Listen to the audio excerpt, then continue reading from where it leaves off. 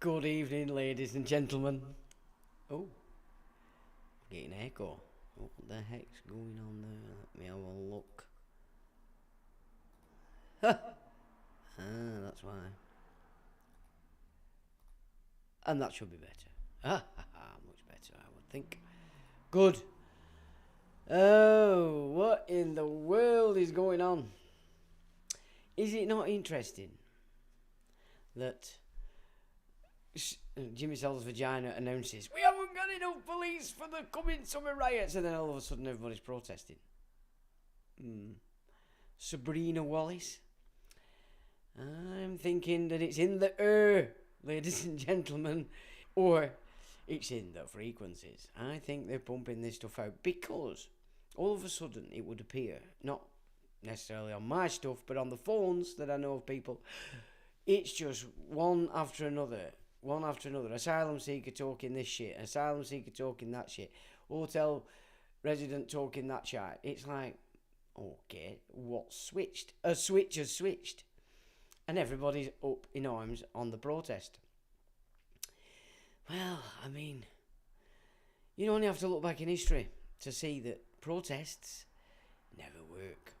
They never work because you've got a bunch of uniformed guys at war and a bunch of Johnny-come-late, and he's spitting, calling them names, throwing stones and bottles. It doesn't work. It doesn't work. So, obviously, civil unrest is what they require. Because, of course, if you think about it, what's the first thing the secret society-affiliated baby boomer is going to call for? National service! National service! Get them in national service! Not realising that that's only going to be appropriate to white males. Yeah, whichever way it goes, these fruitcakes want national service for the white males. They want full control over the white males. Then they can kick off the war. Off they go. Oh, you really got to see the picture, chaps and chapesses. It's not the way to do it.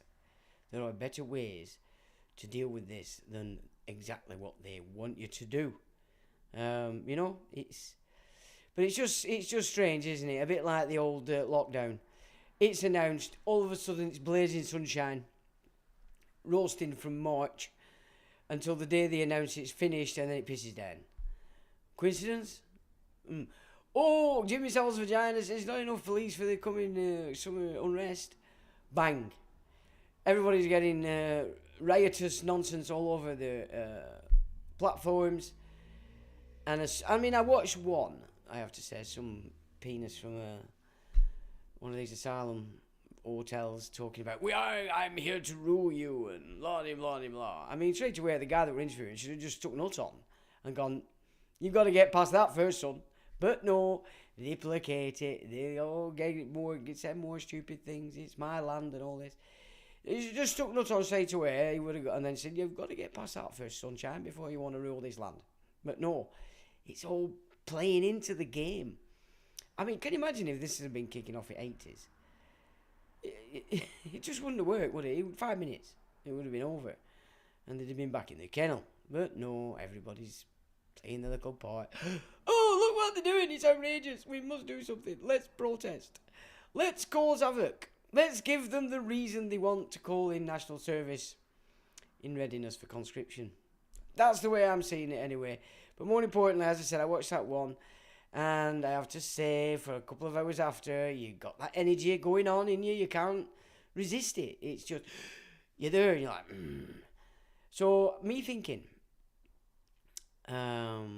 it's announced, everybody's platforms are getting full of it, and they've switched on some kind of frequency modulation to excite that energy in the humans. But then again, that could be false and rubbish, and I might be imagining it. But Sabrina Wallace is pretty much telling you the capacity that they have today to manipulate and to track and everything else that goes with it.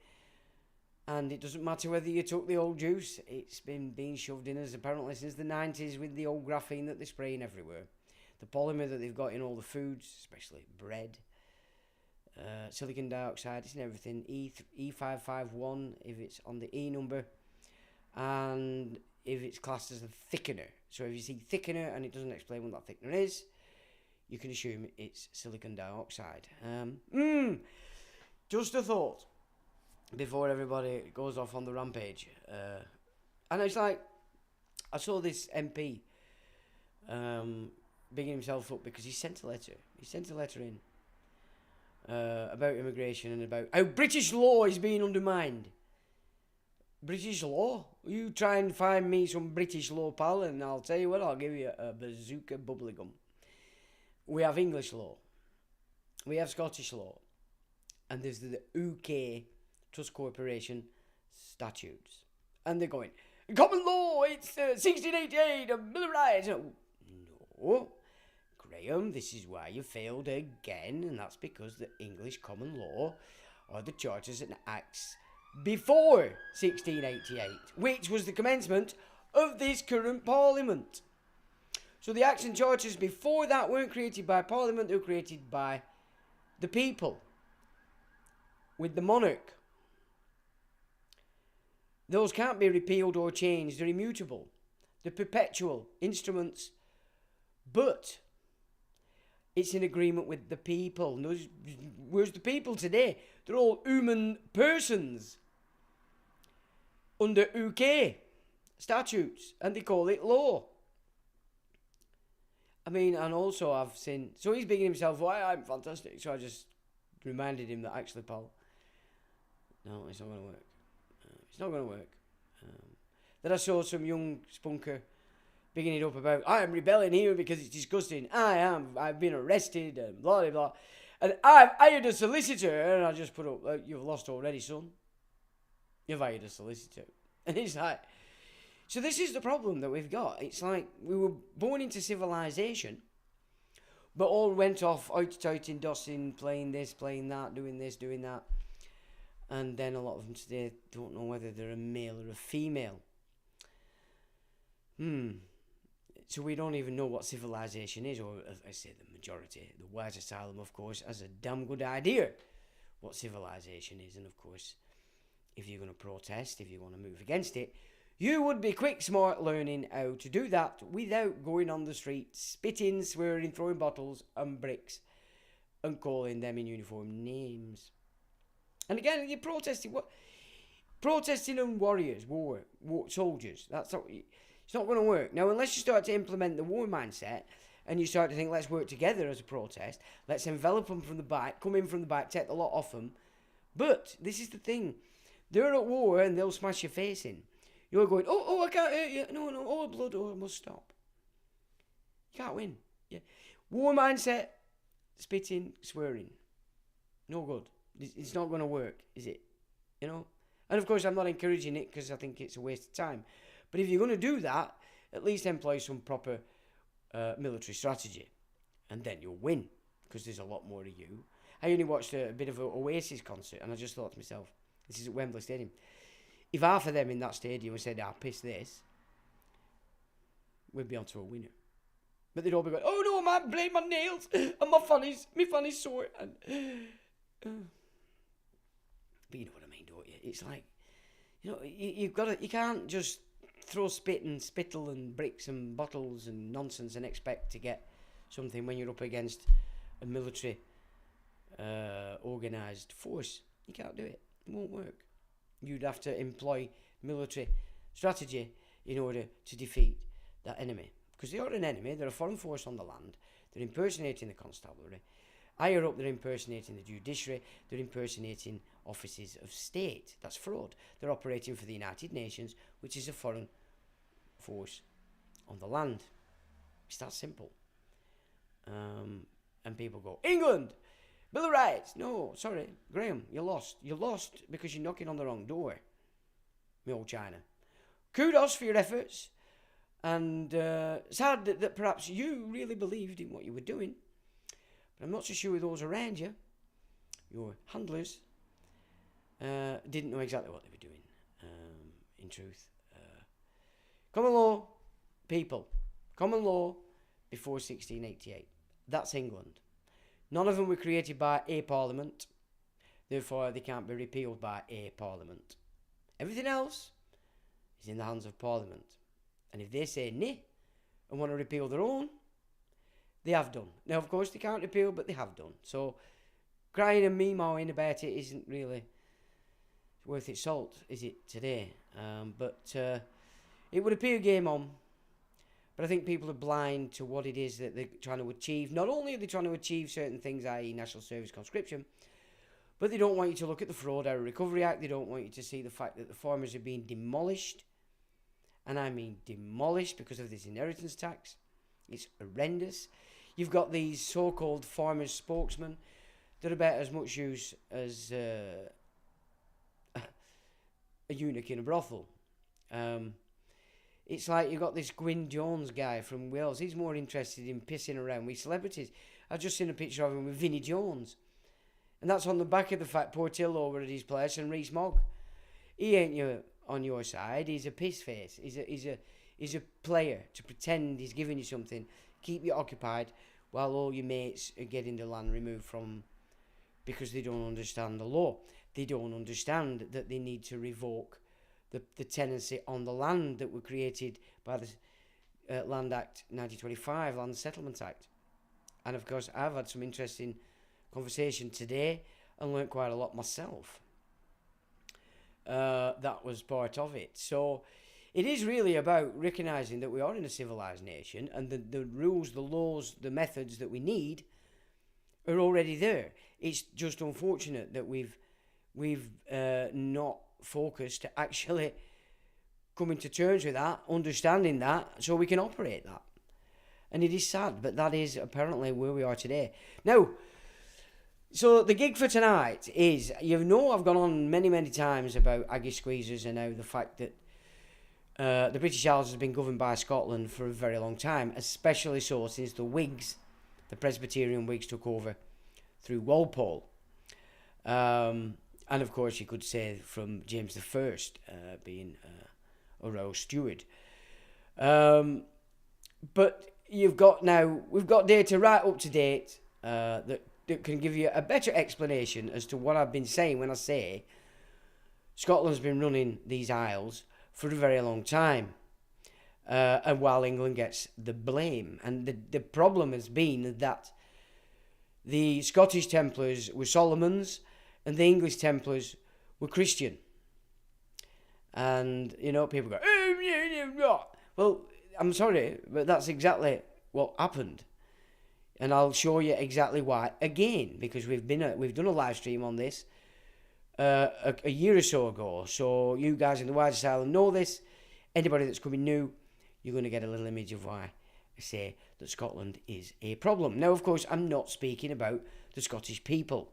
Scottish people have been under martial law since the trouble started in Northern Ireland.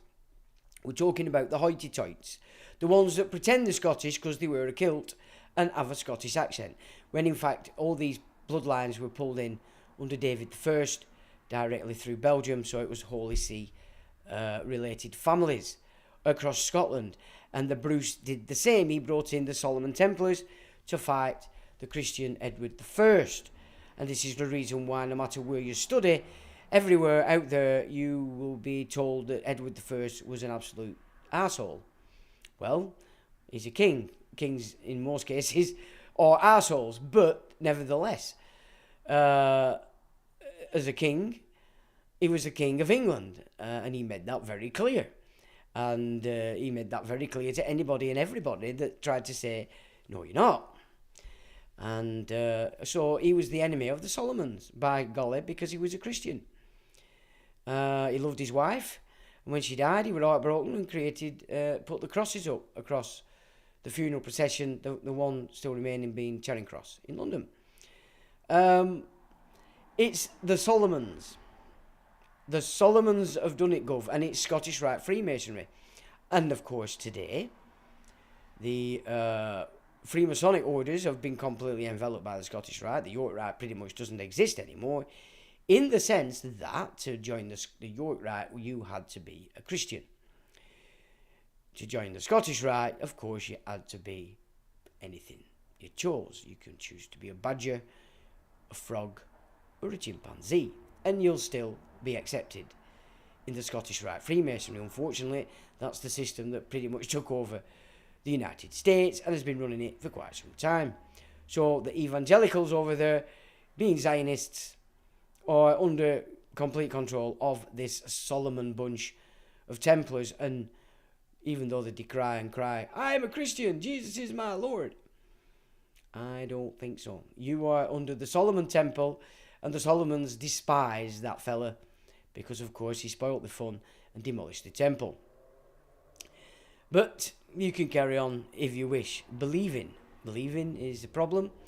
It's always been a problem because it puts you at the mercy of people that know how you believe and know how to work it. And what a sad state of affairs. So we're going to have a look, just so that I can cement it in your minds, that it's not all wind and piss when I say Scotland has been running these islands for a very long time. And yeah, interesting stuff. So we'll have a little look at that. But before we do, let's just remind ourselves of what we went through a year or so ago, just to show the difference in the Templars, but more importantly, the difference between Scotland and England. And there's two branches of Templars. So it's the Masonic Evil Eye cult is what I termed it, and it was on the backs of the Crusading Knights could ride the black magicians of the Babylon Creed. First onto England as the Angevin chameleons brought death and destruction to Alfred's fair land. Away with you Trojans, declared the bastard named Bill. I give feudalism for breakfast, for dinner and for tea. Scottish nationalism took root after expulsion of the Jews by Edward I, and this in turn brought claims by the Scottish elect that Jerusalem was indeed built in Scotland, and thus the claim by the same opened the gates for the resettlement of those who cried diaspora as the victim of the world, because when they get found out, of course, that they've lent everybody with any property on the old compound interest, and they're basically nicking everything. Zoom out on that. Thanks, Frank. Yes, because of course I didn't check that. Right, let's have a look. Let me just... That might not be as easy as I first thought. So, we have gone through this before, ladies and gentlemen, but it is essential to understand, because England has been the scapegoat for a very long time for these Solomons, these PCIs. And not only that, the Trump's rising high now with his emancipation of these PCIs, which again we'll have a little look at in a minute. So, upon the expulsion by Edward of these PCIs, they all rallied in Scotland. The Bruce wanted them in there because obviously he wanted to fight Edward, because the Bruce was just a bit of a shit anyway. But the most important thing is, once they'd established the PCIs in Scotland, they then invited their version of the Temples, the Temple Warriors, the Solomon Templars. Upon this footing would emerge the Kabbalistic mysticism of the higher degrees of the craft, and be presented throughout the 18th and 19th centuries into the existing guilds of stonemasons, which would become known as Freemasons. In essence, the English stonemasons would become entangled in the craft of the PCIs, and thus become the scapegoat for all that would follow, while as a front, the centre of this craft would scapegoat England. The first Christian prince that expelled the PCIs out of his territories was the heroic king, or Edward I, who was such a scourge also to the Scots, and it is thought diverse families of these banished PCIs fled, then in 1290, to Scotland, where they have propagated since in great numbers. Witness the aversion that nation hath above all others to hog's flesh. And that's from James Howell. In England, the Templars used architecture as a visual aid to impress the populace by their direct connection with Jerusalem, which they expressed in a round church built in London. Now, this is where it gets rather interesting, because the English Templars built the Temple Church in the inner city of London, in Old Holborn. Okay, now we're supposed to understand and grasp this, that all the Templars were PCIs. They were all operating for the Second Temple, which is the very temple that the man came to destroy and did very well. However, this is not the case. So, this is the first one, which is the temple that the Solomons claim is the architecture of all Templars across Europe, because they were joined with these PCIs, or the Torah. It says the design was based on what they believe was the plan of Solomon's temple, a belief long preserved in English annals and building archives, because that's how they've presented it. So you read anything about the Templars, and they will always present it as that is the temple that the English Templars, the French Templars, the Spanish Templars represented. Maybe the Spanish Templars took over quite early, but nevertheless the French and the English and the Germanic certainly weren't at this particular time. So that's Solomon's temple as it's been described, even though there's absolutely no evidence anywhere archaeologically or outside the scribble of the PCIs that it ever existed.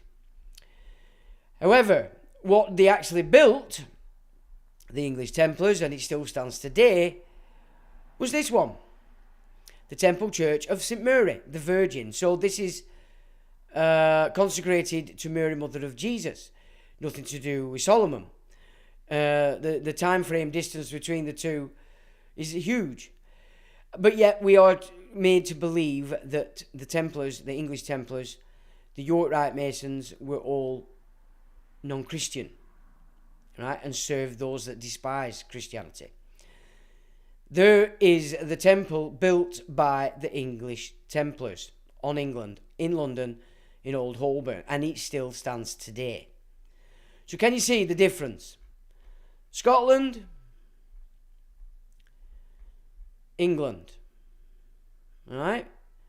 So everything that temple's done and is doing has been shoved on as the scapegoat to that one. That's how smart they are and how stupid we are. There it is in all its glory. Does that look anything like Solomon's temple? It's round. It's sanctified to Mary, not a square block made out of Lego.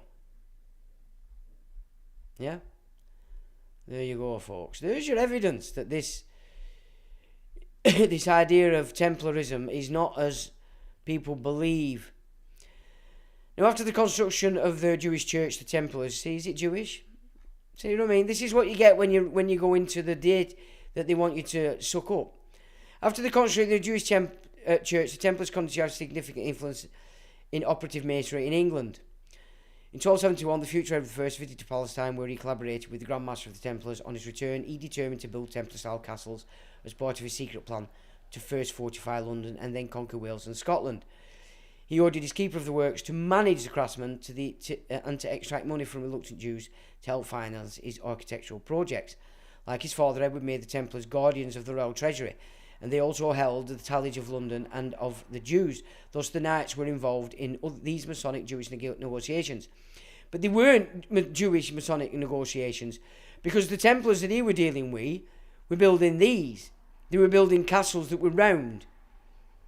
Christian Templars, not these bunch of Johnny-come-latelies that had took hold in Scotland, who then went and fought England. It's a bit like the tales of Israel, how the Judahites have sort of managed to convince everybody that they were a part of the Israelite tribes and they were the leading force, when in fact what was going on was the 10 tribes of Israel were constantly saying no thank you to the Judahites, who had said, look, you need to come and worship our God, but you can only talk to our God through us and our temple.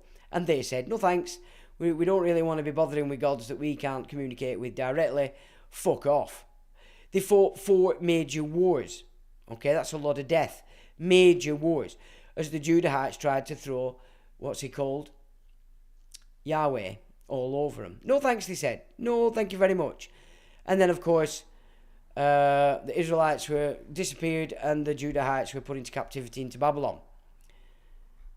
Yeah, so it's garbage. And exactly the same. The wars that were fought between that bunch and this bunch were quite severe. But of course, this bunch, the Christians, which everybody claims to be on these islands, with the exception of the invaders, has been scapegoated as the actual problem. Can you see how it's not so much that these people are evil, because that's what they are. It's the fact that their nonsense only holds sway because we're all fake. People are not doing the due diligence. They're believing as opposed to knowing. And this is a sad state of affairs. Because that temple here operates the Talmud. And the invading force are all under the Talmud. So the invading force is a part of that force. And its intention is to remove that. When you're removing that, you're removing the Gospels in their entirety. Yeah, if Muslims had read the Quran, they'd know that Allah even keeps telling Muhammad, look, if you don't know what you're doing and you're not sure about what you're saying, you need to go back to the Gospel and have a look. You need to go back to the real scripture and test it against what you're doing. You know, all the way throughout the Quran, it refers to the actual foundation of the scripture, of the traditions, as being the Torah and the Gospel. You know, Jesus is mentioned more times. I think Muhammad is mentioned 4 times in the Quran. Jesus is mentioned a hell of a lot more than that. And Mary is as well. But yet, they haven't read it, so they don't know this. So that's being kicked out by that. The Muslims hate that, but are working for it because they don't know the crack. And they're working for it to destroy the very thing that in their own hearts, they actually, well, not in their hearts because it's a bit dark in there, but in their minds, they've been told that they're referencing this. They're in sync with Jesus. Sorry, guys. You're way off track all over the show. And because of that, your ignorance is having you being used and abused by the very people and force that you believe you don't like. Now, something else has happened this week. Donald Trump's done a trade deal with this woman.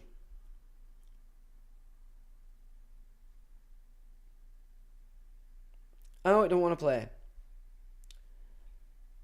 No. Let's just...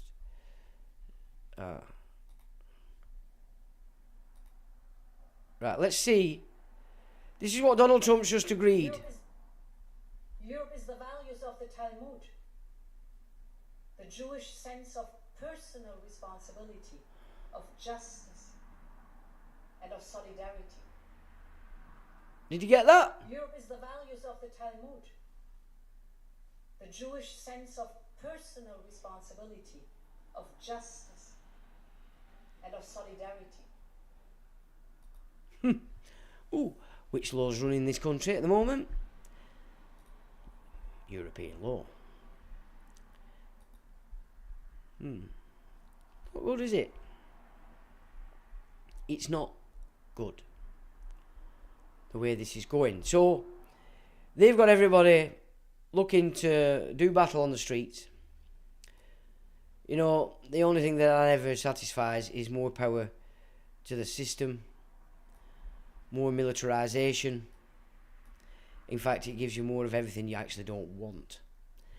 So, I'll come and have a look at who's in, and again, I'll keep a check on you, so that I don't lose track of you if you're asking questions. Now, I noted on last week's video the mic was just a little bit too, a little bit too high, so I hope that sounds a little bit better. You can let me know if it does. but it was just a little bit. It were a bit distorted last week, and I think it was because it was written in the red. So Kerry says love from Ireland. Good evening, Kerry, and love back to Ireland. Benefactor, I shown all the Wise Asylum inmates today was packed with information. Truly a full and insightful day. Yes, it was. Evening, Benefactor. Looking forward to seeing what you'll present tonight. Lex says, evening, Sean and all. The Wise Asylum, evening, Lex. Jane says, good evening, Sean. Good evening, David, Riz, and all your chatters. Evening, Jane. Slipknot says, all right, Sean and everyone. Evening, Slipknot. June says, good evening, Sean. Chat. Evening, June. Jerry, after going through it here, seeing what's happening now looks so staged, absolutely. But yet, look how everybody's jumping on it and thinking that they're actually going to achieve something. Nick, hi, Sean and chat. Remember that the European law now running our judiciary. Not only that, I've just seen today that this new Pope, that everybody had a bit of hope for, again, is talking shit about this immigration is the biggest thing going. I watched another guy, a big Catholic, talking about how it's required to purge the church for its sins. Well, sorry, pal, but we're not the church. We're not the ones that should be scapegoated to purge your organisation. It's as simple as that. If your church needs purging, then jump yourself off cliff. Throw yourself in front of these invading forces as sacrifices. Because we aren't it. We ain't it. So they're all talking shit with them frocks on right now, which of course you would expect nothing else. But there you go. This new Pope is no different than the rest. So don't be holding any hope in that fella.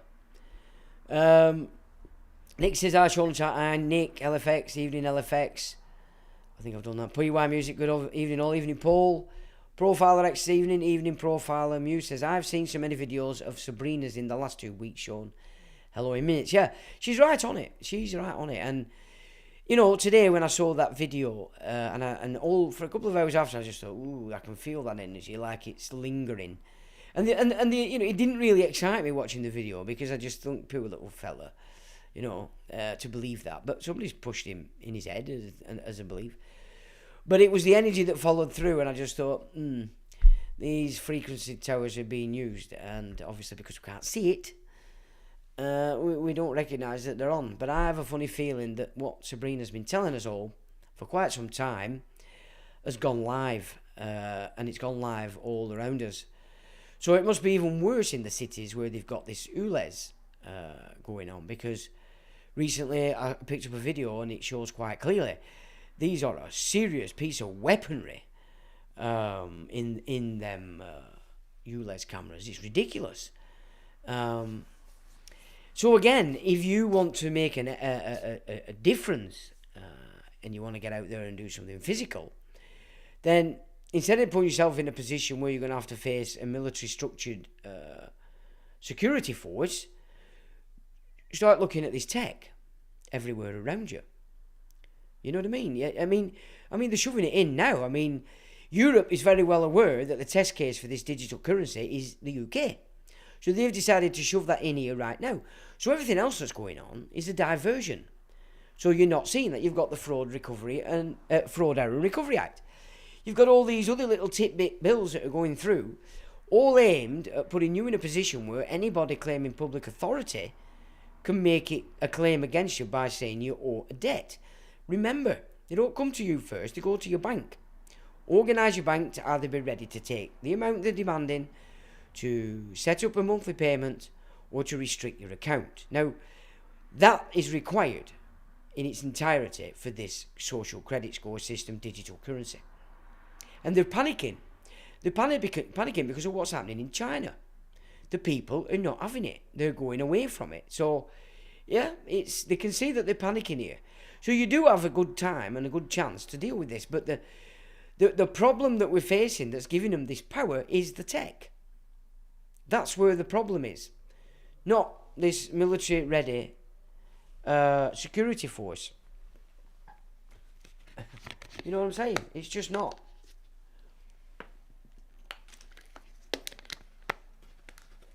Anyway, so I think Sabrina Wallace, if you've not really given much attention, it might be a good idea that you do from this point. And somebody else noticed. I'm surprised that there's only one person noticed the fact that they're taking views off these live streams like you wouldn't believe. You know, taking views off constantly. Have you noticed they're keeping them below 500 now? I mean, how ridiculous is YouTube for that? I had 40 subscribers the other week. So instead of adding 40 subscribers, they actually removed 3 off the figure before the 40. Yeah, it's ridiculous that they get away with that. Now, I don't blame YouTube so much. It's 77 Brigade or Unit 82, 8500, 8200, whatever it is. It's these little imps that are into everybody's platforms, especially if you're a bit of a worry to them. So, again, that's pretty good. It's good that they're doing that because it shows that there's more people watching than they want people to see. So that's good. That means that there's more people learning. And I like that. Where are we? Nick says, yep, totally agree that protesting is not an intelligent way of getting things done. There are other ways. Precisely. And the civilized nation that we had procured us with laws. It procured us with methods of dealing with this stuff without breaching the peace. You know, it's true. June says, avoid the acts of union. But again, it's parliamentary law. It's all parliamentary after 1688. And therefore, they can play with it. Common law is an agreement with the people and the monarch.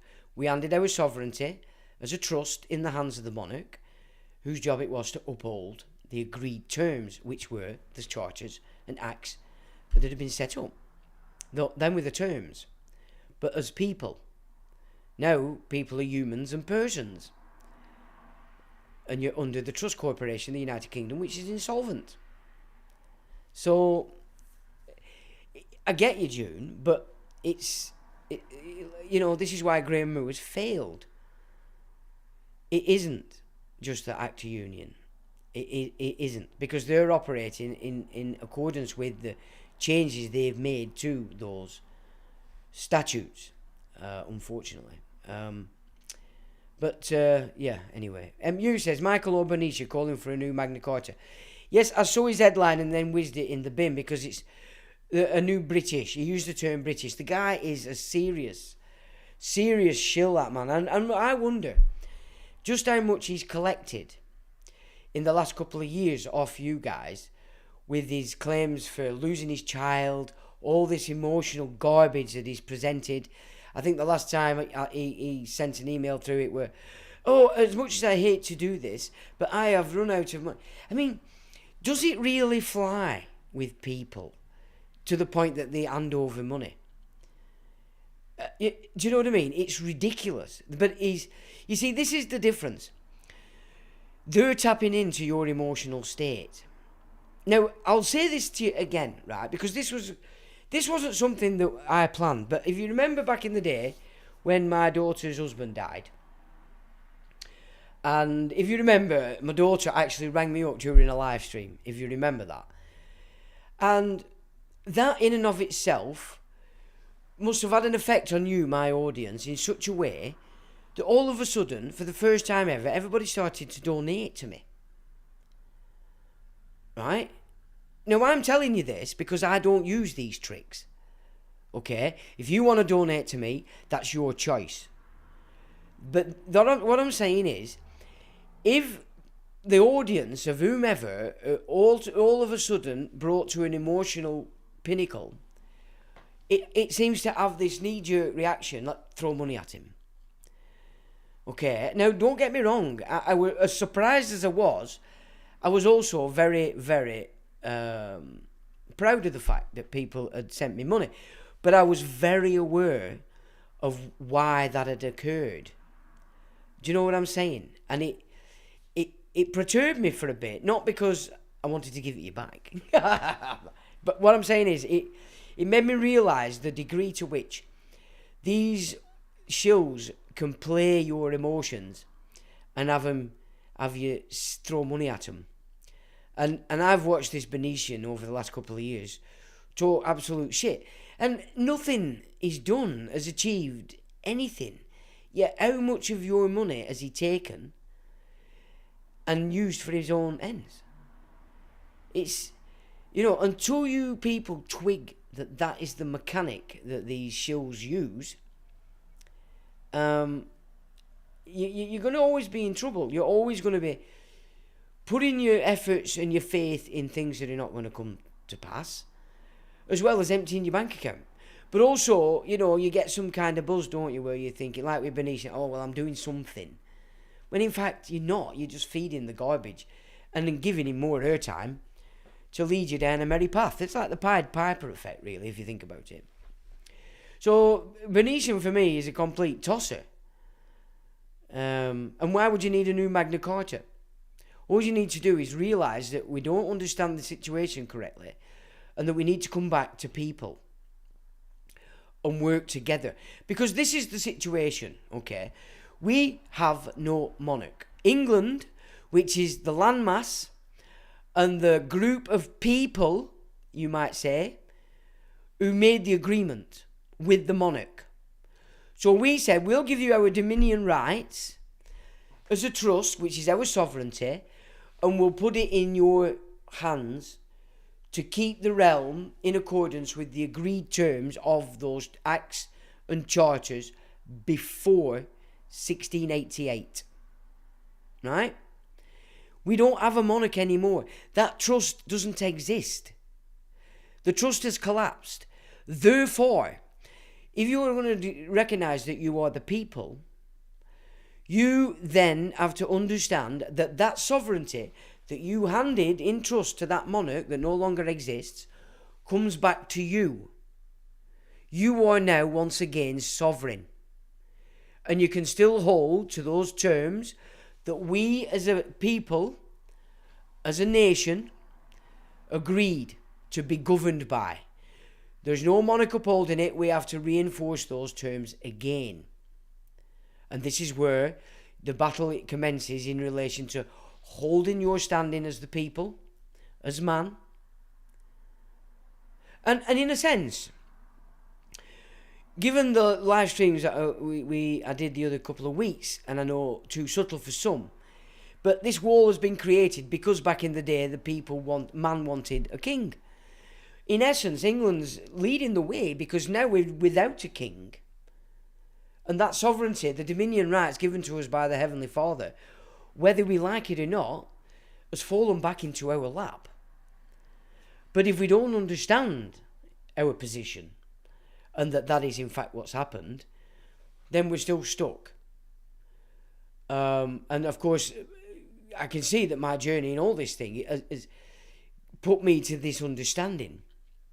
And again, this, we've got this conference coming up. I have a funny feeling, given people I'm talking to now that are saying they're coming, when we get to this place, we're going to have quite a good bunch of people of the same mind that are going to come together.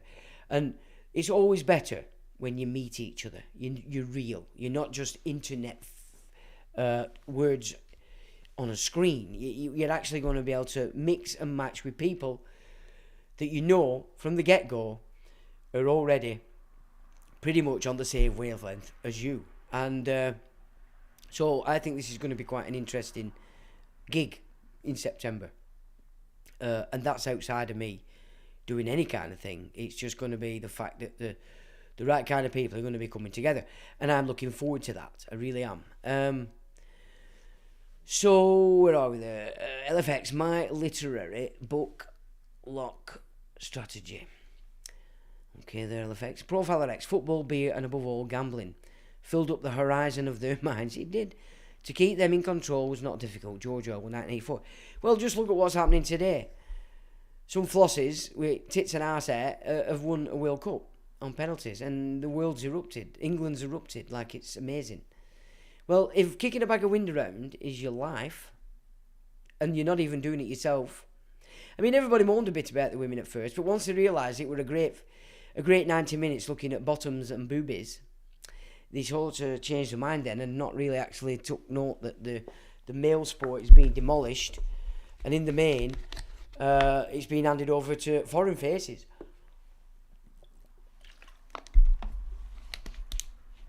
You know, and so they're going to destroy football like that. People are still occupied watching girlies, but then if they get the Sharia in, girlies won't be allowed to play football. You'll be on street with your mask on, because all the white males will be in national service and probably dead, having been conscripted to Vlad the Impaler's demented war. And he's doing, you know, this week he's done exercises with his nuclear submarines 60 miles off Florida. Now, are you telling me that that's not part of a game? Because if I were Trump and Vlad had a nuclear submarine 60 miles off Florida and set a missile off, I'd blow it out the frigging water, and I wouldn't give two monkeys about what might come after. Yeah? If Vlad the Impaler were outside England and I were Prime Minister, and he even launched a rocket to show off, I'd annihilate that submarine. Because if you were really at war with somebody, and that you'd take that as a threat. So it's all wind and piss. It's all wind and piss. Trump's done a deal with Ghislaine. Don't tell him I were there, Ghislaine. Don't tell him I were your best mate. All right, Donald. I want a reprieve. I want a pardon. No worries, darling. No worries. We'll keep throwing it on Andrew. We'll keep throwing it at Andrew. Keep everybody bedazzled, so they don't realise that this next king that they're going to try and... This next Lee's Lords that they're going to try in is basically the biggest puppet for this PCR group that you can imagine. If the Exarch hasn't bummed him stupid, then I'd be surprised. It's that bad. Where are we? Cos 1973 gives it the fist, the frog, and the thumbs up. Evening, Cos. Profiler says, interesting read. When Scotland Was Jewish by Elizabeth Caldwell Hirschman. Interesting. I don't think I've seen that. Nick, we need to join BRICS. Well, if you go off what's happening in China, BRICS is going to fall apart. Yeah, India's already had to move with it and cancel, postpone its rollout because of what's happening in in China. So even though, you know, the press are keeping away from it, it's a big thing that's happening in China, which is why they're panicking and trying to shove. And why are they shoving it in the UK? Well, just look at what happened in 2020. They know now just how demented this island is. The people are so low grade today as a mass, it's ridiculous. This is why they're pushing it here. And plus, of course, they've got all these invaders with murder in their eye. Flooded us now. Flooded us. And that's why they're doing it here. So when French say, oh, we're sorry about all what's gone on with... no, it's deliberate. When Boris said, oh, it's disgusting. If any Tory stands up and says, it's outrageous what you're doing, Farage even, did you do anything at the time? No, because you were all making it happen. And as much as I despise Jimmy Savile's vagina, he's no better and no worse. It's just that in his term, he's having to put in some pretty ridiculous stuff while covering it. And they're doing a bloody good job of covering it as well, by the way. Dr. Peter Aldag's Jury in England, A 1,000-Year History, Volume 17, 1939. Great stuff there, profiler.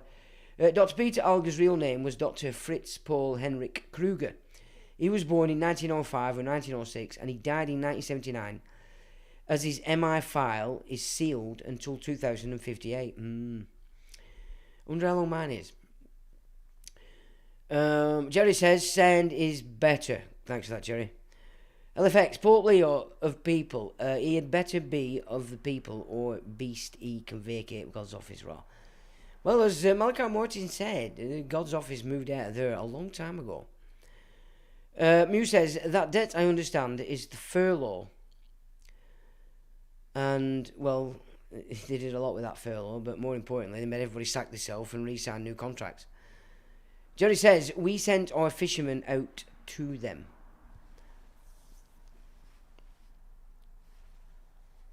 Ooh. Are you talking about, We sent our fishermen out to them. You'll have to explain that one, my good man. Are you talking about Russia? What we did here, and that no wonder Europeans took over our fishing rights. Right, let's have a look through this. The problem with Scotland. So Scotland has had more than 125 years of experience with Zionism. During that time, many thousands of Zionists have come and gone, lived in or passed through Scottish cities and towns. Some have gone on to greater things after leaving Scotland, others have ended up in occupied Palestine as settler colonists after joining the Israeli occupation forces responsible for ethnic cleansing and war crimes. Well, it's also been a base to launch European families across to America. Trump with her this week. This article draws on extensive historical research to illustrate the complex familial business and political networks that gave rise to and continue to shape the Scottish Zionist movement. It aims to show how deeply embedded the Zionist movement is in Scotland, and by implication throughout the West. Understanding these networks is crucial to grasping the social foundations of Zionism and, therefore, to determining the most effective way to dismantle the movement. To begin, I want to introduce a writer who spent formative years in Glasgow. His life and work help illuminate the insular, self-reinforcing structure of Zionist elites in Scotland. His name was Charles Beaumont. Charles Beaumont's Glasgow. James Beaumont, 1929 to 1998, spent much of his childhood in Glasgow, where he was immersed in the Scottish Zionist atmosphere. Born in Breslau, Poland, in the northwest of present-day Belarus, he came to Glasgow as a child at the age of 8. He was educated at Queen's Park Secondary School and the Glasgow Yeshiva, and later graduated in economics from Glasgow University. He subsequently departed for London and the London School of Economics, which is the LSE, which was formed in Adelphi House, the seat of the almighty capitalism, as was the Fabian Society. From 1964 to 1966, he was features editor of the Jewish Chronicle. There he is. James Beaumont in his later years, source Beaumont.com. That looks like a decent fella. You look at his eyes, he doesn't look like a bad un. Later, among his voluminous output of novels, non-fiction and memoirs, he wrote 2 classic works on the social status of Jews in Britain: The Cousinhood, The Anglo-Jewish Gentry, 1971, and The Jews, 1977. In the late 1990s, the headquarters of the Scottish Zionist movement in Giffnock, Glasgow, changed the name of its Jewish Resource Centre to the James Beaumont Library between 1997 and 2010, an indication of the reverence with which Beaumont is held in the Glasgow Zionist movement. And there's The Cousinhood, Anglo-Jewish Gentry by Charles Beaumont. Introducing The Cousinhood. Beaumont opens his famous book, The Cousinhood, the Anglo-Jewish Gentry, with the following origin story. In the beginning, there was Levi Barant Cohen, merchant of Amsterdam, who settled in London in 1770. And Cohen prospered and multiplied and had 6 sons and 6 daughters. And one son married a niece of Abraham Goldsmith, a friend of Nelson and Pitt, and foremost broker of his day. A daughter married Nathan Mayer Rothschild, founder of the English branch of the banking dynasty. Another married Moses Montefiore, merchant and broker. A son and daughter married a daughter and a son of Moses Samuel, a banker and broker. A third son married a granddaughter of the self-same Samuel. And a fourth married a sister of Moses Montefiore, whose brother in turn married a sister of Nathan Rothschild. And thus there came into being the cousinhood, a compact union of exclusive brethren with blood and money flowing in a small circle, which opened up from time to time to admit a Beddington, a Montague, a Franklin, a Sassoon, or anyone else who attained rank or fortune and then snapped shut again. And of course Sassoon, Dangor, and the other one I can't remember, we did a piece on, big in the East, so China. They're running the game, and the exarch, of course, of this system is David Dangour. Remarkably, this pattern of intermarriage and close-knit familial ties bears a resemblance to the origins of the Scottish Zionist movement. While other actors have played significant roles, approximately 40 to 50 Scottish Zionist families appear to have provided the primary financial and human resources to organise, fund and drive the Scottish Zionist movement. These families, along with other influential operatives, represent an estimated 500 people, roughly 10% of the total Scottish Jewish population of 5,847, according to Scotland's 2022 census. Today, Glasgow is home to the most populous Jewish community in Scotland. It hosts the broadest range of communal services and organisations and remains the base of the Scottish Zionist movement. So now you can start to see who was behind this incessant division between Celtic Glasgow and Rangers Glasgow. Just a few families of PCIs. And of course, I've said before, Scotland's been running England for a very long time. This is just a vision into the Zionist side. But these families have been bedded in Scotland since David I and then Edward I. These families... wait a minute, yeah. Today, Glasgow is home to... done that. Wait a minute. Today, Glasgow is home to the most populous Jewish community in Scotland. It hosts the broadest range of communal services and organisations and remains the base of the Scottish Zionist movement. Yeah. In 1947, which is 7 years after this gig was handed to who? Where is it? Where have I put it? No, I can't find it. But that's an interesting one. Where is it? Times of Israel. To dislike certain ethnicities is racist. Right? So if we or anybody dislikes another ethnicity, it's racist. But to see Jews as equal is anti-Semitic. Just read that again. This is the mindset of these people. Understand the speciality of anti-Semitism. Bear in mind that these are not Semites, these are Khazars. Jews are the only people based on an assignment, and their divinely ordained task is to be exemplary to all of humanity. Humanity, not man. To be God's ambassadors on earth. Which God? Fighting for the good of everyone. Well, we've seen the data. They want the world to themselves, so that's a lie, isn't it? That means that when one says that Jews are just like everyone else, you're a bigot. You don't need to look down on Jews to be anti-Semitic.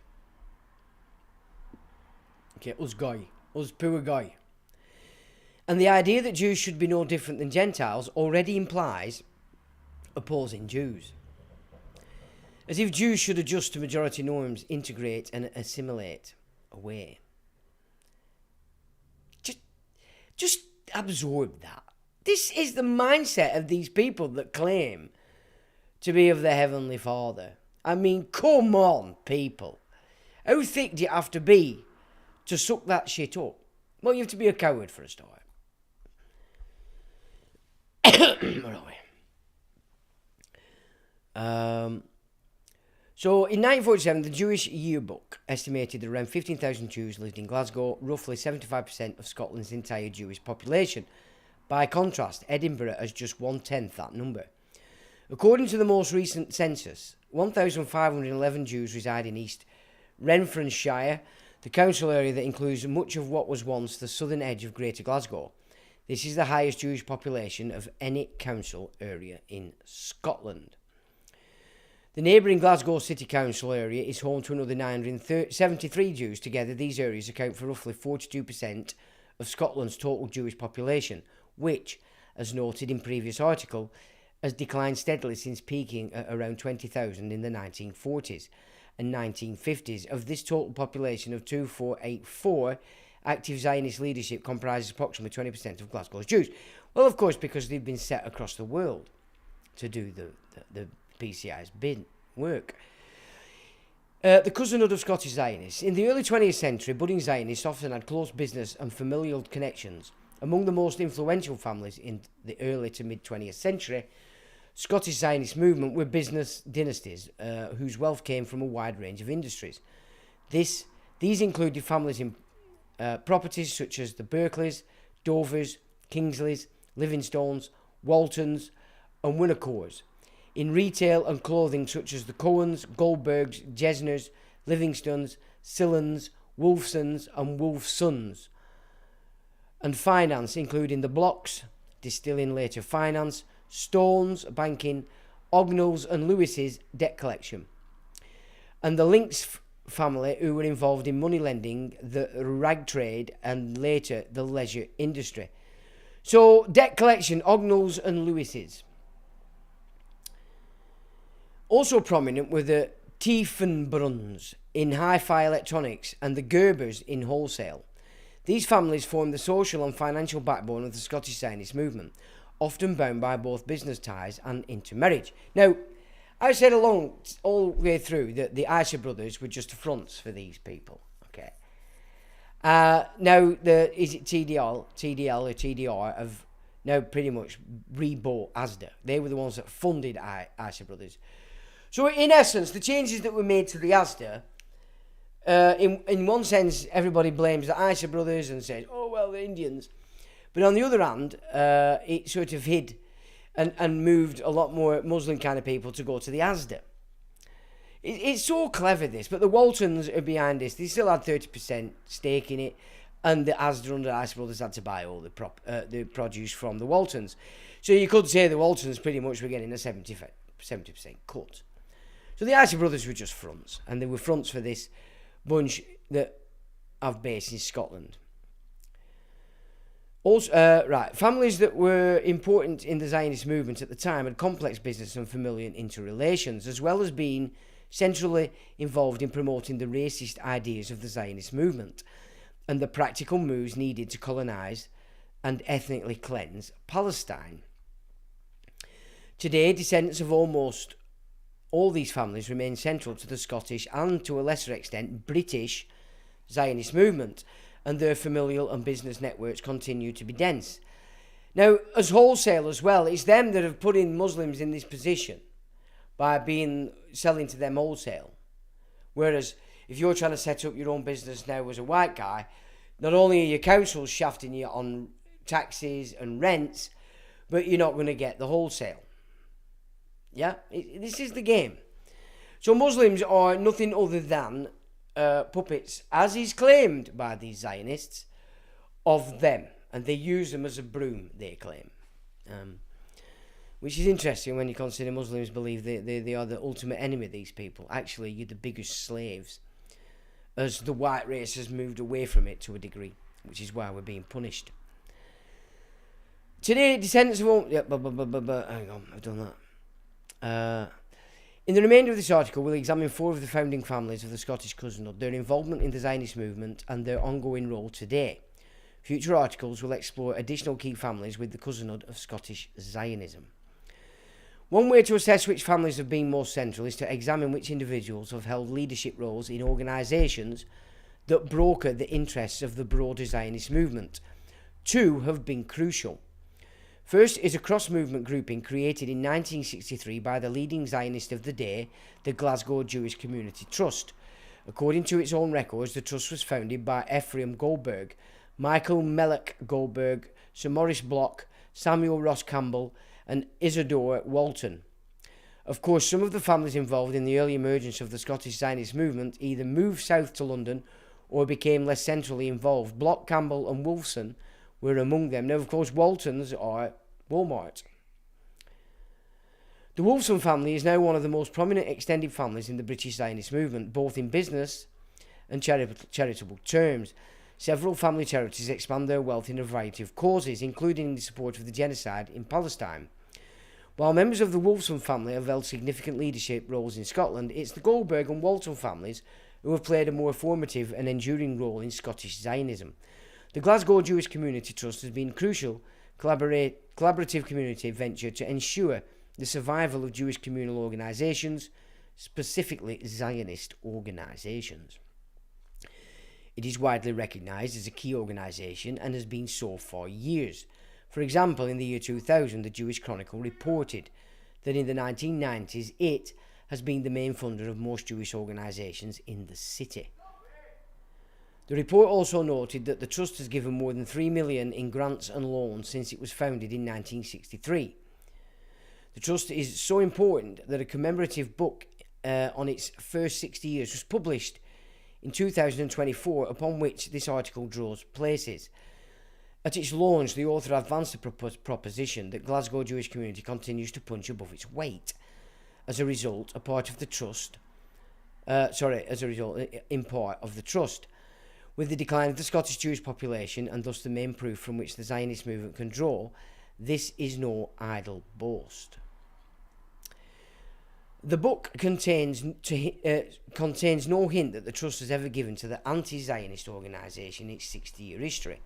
Annual reports released to the author under the Freedom of Information Scotland Act 2002, between 2017 and 2023, also disclose no support for anti-Zionist groups. However, they do donate to Zionist causes. Between 2016 and 2023, the Trust spent more than $1 million on these causes, including the Friends of Lubavitch, Scotland, the UJIA, the Glasgow Jewish Representation Council, one of Scotland's leading Zionist lobby groups, Glasgow Maccabi Scottish Council of Jewish Communities, another leading lobby group created to respond to the establishments of the Scottish Parliament in 1999, Habonim Dror, the Zionist youth group, the Jewish Chaplaincy Service, also Zionist as I show here, and Glasgow Friends of Israel, among others. Now, you remember we've just had these idiots in Scottish politics, haven't we, doing the most ridiculous nonsense that you've ever seen, and then this that Muslim guy giving it everything with white. Who do you think's put them in there? These lot. Who do you think's running Khan? Who do you think's running the Charles, William, the entire aristocracy? Who do you think runs the 21st degree Prussian Knight, Scottish Rite, Freemasonry? The inspectors of the fascist foreign police force across the British Isles. This lot. This lot. And the English aristocracy is subservient to this bunch. Albeit Medicis, who were cryptos themselves. So there's the Glasgow Jewish community, which continues to punch above its weight. Author says its book at book launch. And there they are. They look innocent and sweet, but the murder, the death, the hatred, the torture that's going on in the world, especially over there in the Middle East. That's what them little smiley fat faces, look at them, they're all pretty well fed, aren't they? No, not a good looking one amongst them.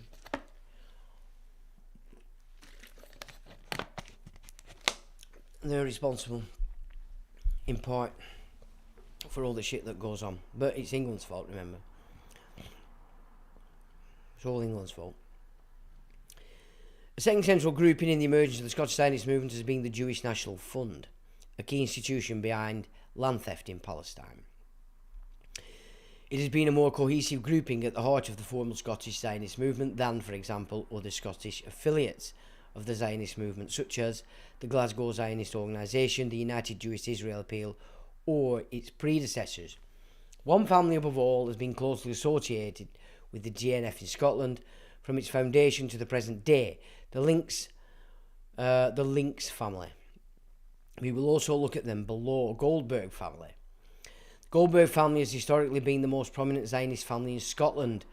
Among other things, they were the prime movers behind the creation of the Glasgow Jewish Community Trust in 1963. The charity has functioned as an informal organising committee for the Zionist movement.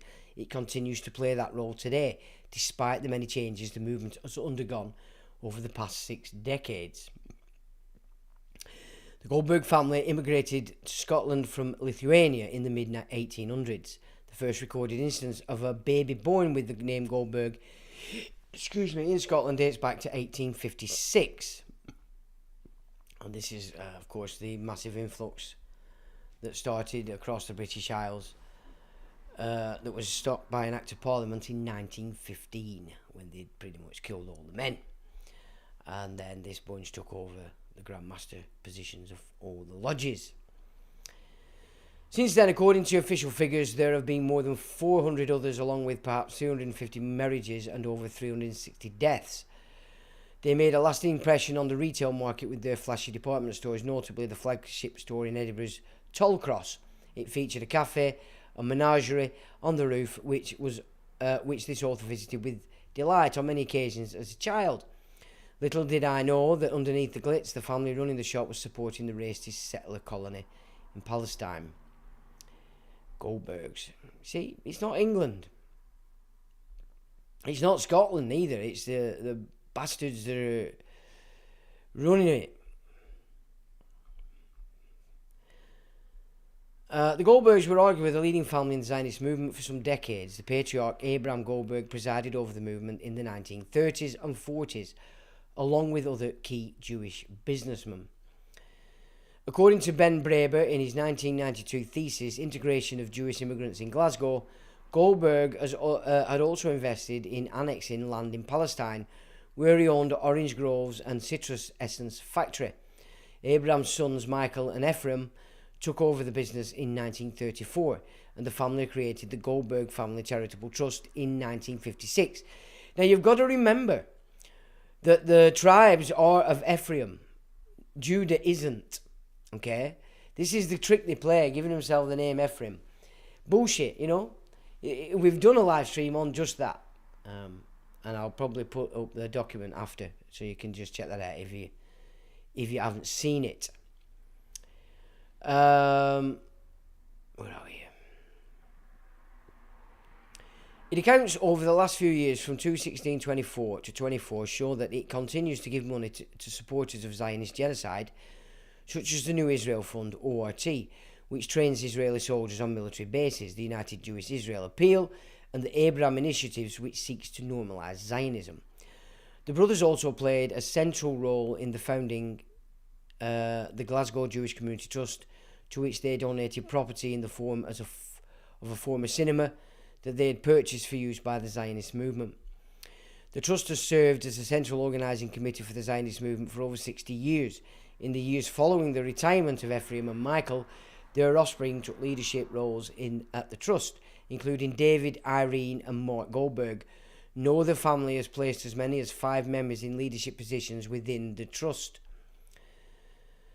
It's notable that Mark, who has his own charitable trust which donates to liberal left Zionist causes and has been involved with the left of the Scottish and British Zionist movement for some years, including Glasgow Friends of Peace now and the Glasgow Jewish Education Forum. Glasgow Friends for Peace now, for God's sake. The Links family. The Links family is among the oldest established Zionist families in Glasgow. Osias Links arrived in Scotland in the 1880s, and his brother Mayer Links arrived in 1911 following Osias' death in 1904. They came from Ternopil, then part of the Austro-Hungarian Empire, now in western Ukraine, where proto-Zionist groups were active even before the formal establishment of the Zionist movement. Well, that's the Khazaria, isn't it? That's their homeland. Mayer was a clothier, draper and moneylender. Their children, grandchildren and great-grandchildren made fortunes in the rag trade, money lending, property and the leisure industry. They also played and continue to play a leading role in the Glasgow Zionist movement. Osias' sons Abraham founded A. Links & Co. in 1907 in Glasgow. He was, says Zionist writer and activist Ken Collins, for many years one of the leading figures in Glasgow Zionism. Around 1912, he quickly espoused the cause of the higher grade Hebrew school in an effort to marginalise Yiddish, a key Zionist objective at the time, because of course Yiddish is the language of the Khazarian Jews, whereas the languages spoken in the Middle East, which together are classed as Semitic. So Semitism is actually a descriptive of a group of languages. And of course, Yiddish is what all these Khazars spoke, so they had to sort of like move it into the background somewhat so that people didn't twig that they're not actually Semites. To marginalise Yiddish, a key Zionist object at the time, as Collins recounts in 1917, Links was involved in overseeing a meeting of the Jewish National Institute, having previously also been involved with the Zionist Friendly Society, the Order of Ancient Maccabeans. Well, they were the mad warriors, weren't they, back in the Roman days of Judah, who rebelled. Mayer's son Nathan Links was also a moneylender, and by 1935 he had become the treasurer of the Glasgow branch of the Jewish National Fund. At the same time, Nathan's first cousin Abraham Mordechai Links served as director of the JNFL in Glasgow.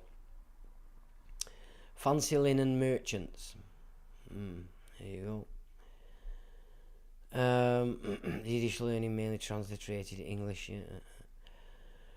The Links family worked closely with the Goldbergs in Zionist organising. Ben Braber recounts the following tale from 1933. This group, the Glasgow Ladies Zionist Organisation, later affiliated to WIZO, was headed by the relatively unknown Miss Selma Tietelman. Later, she and her husband, the general practitioner, changed the name to MAN. Most committee's members were wives of well-known communal leaders. Now, why would you change your name to MAN? Well, you're hiding something, aren't you? MAN being distinctive of the Alaman bunch, which of course links directly back to the Scandinavians. So it's this name stealers stuff that the Chinese and the Europeans were very well aware of way back in the midst of time when they warned their own people not to travel anywhere near Khazaria, because they used to steal your name, kill you and steal your name, and implement their own people taking on that name. This is how they've done it. The ladies further organised social functions, often in the house of their more affluent members, like a garden fete in 1933 in Abraham Goldberg's residence in Pollock Shields, which was opened by Abraham Links. Monthly meetings were held for members and money was raised for Zionist causes. During the third year, the ladies collected a total of 482, of which 148 went to the Women's Zionist Federation and 277 to the JNF. Oh, look, they've got the laurel going. 1886-1953, Abraham Links. Yeah. By 1936, the group's third year, Abraham Links had already established the first Glasgow office of the Jewish National Fund at 6 Dixon Street, Glasgow. In 1935, this came to be known simply as the Glasgow Zionist Centre, as it provided space for many different Zionist groups until the mid-1950s. The Links family has remained embedded in the leadership of Glasgow's Zionist movement ever since. Abraham's son, Maurice Benzion Links, was, for example, honorary secretary of the Glasgow branch of Vad Laman, Habonim, now called Habonim Dror, the Zionist youth group. In 1947 and 1952, and chaired the Glasgow branch of the British Technion Society, eventually becoming honorary president by 1973, according to the Zionist yearbook. That same year, 3 members of the Links family held leadership roles within the JNF. Abraham was honorary president and a trustee. Maurice Benzion was joint chair of the Blue and White Committee, which put on fundraising events, and David Nehemiah Links, Maurice's younger brother, was chairman of the Box Committee in charge of fundraising through the Blue Box distributed to each Zionist family. In 1951, Abraham was vice president, and between 1963 and 1965, David served as chairman of the Glasgow Friends of the Hebrew University, where he sat alongside Errol Sellin as honorary secretary from another key Zionist family, to which we will return later. Between 1964 and 1973, David's wife Irene Nie-Sotnik was listed as Honourable Secretary of the Glasgow Rosa Wallstein Group of WIZO, the Women's International Zionist Organisation. By 1969, Maurice had become President of the Glasgow Commission of the Jewish National Fund. In 1954, the Links family donated a 3-storey house located at 43 Queen's Square, situated in the south side of Glasgow, in the Strathbungo neighbourhood near Queen's Park, to the JNF. It was henceforth known as Abraham Links House in memory of the patriarch who had died the previous year. This replaced Dixon Street as the effective headquarters of the Zionist movement until the late 1990s. David Samuel Links, Abraham's grandson, and Maurice Benzion's son, born July 4, 1946, remains an essential figure in the Zionist movement in Scotland today. He is the chairman and director of the Scottish branch of the JNF, now known as the KKL, Scotland Charitable Trust, since 2007.